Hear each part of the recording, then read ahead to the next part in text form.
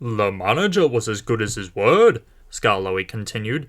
I came home from the works with 6 wheels and a cab. A cab is the latest thing for engines, he told me. I hope it will cheer you up after your disappointment. Rheneas chuckled.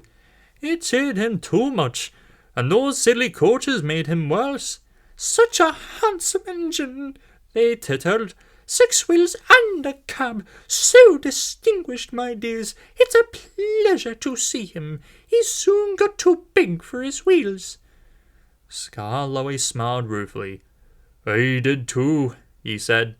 Go on, Rheneas. He boasted about his cab till I was tired, said Rheneas. You should get one like me and be up to date, he would say. No, thank you. You look like a snail with that house on your back. You don't go much faster either. Slow, am I?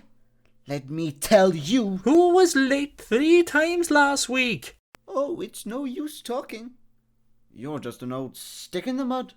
He called me more names and we quarrelled. We ended up back to back, not speaking. It went on for days and days. One dark Monday morning, Skarloey had to take the workman's train to the quarry. It rained for 3 days. You always pick on me for wet days, he complained. You, said Mr. Bobby, have got a cab to keep us dry. Come on. Skarloey slipped and snorted on the rails. He began to wonder if cabs were worth it. An hour later, I was warming up when Skarloey's guard came coasting down in an empty truck. He stopped by our shed. There's a landslide beyond the tunnel, he said. Skarloey's run into it. He's stuck. Show a wheel, Rheneas. Look lively. I'm sorry, Mr. Peter, sir, but that Skarloey's too swanky. He says I'm a stick in the mud. He can jolly well stick in the mud himself. It serves him right. But, went on my driver, there's poor Mr. Bobby and the quarryman.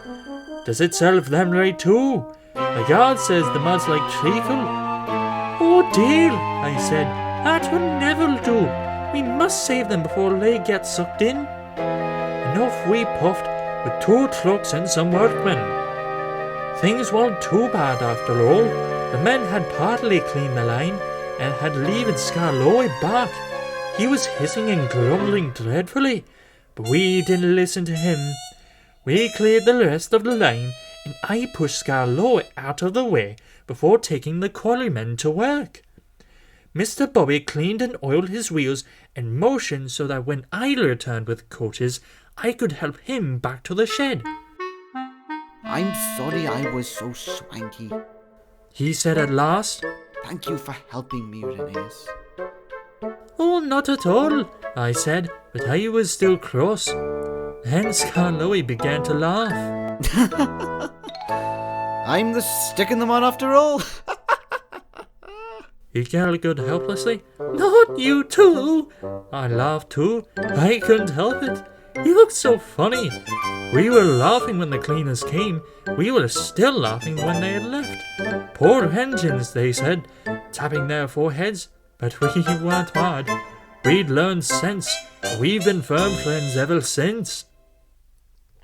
It was nearly dark. The listeners stirred and stretched.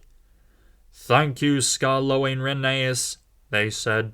Now you've told us about the old days, we can give you both a splendid birthday next week.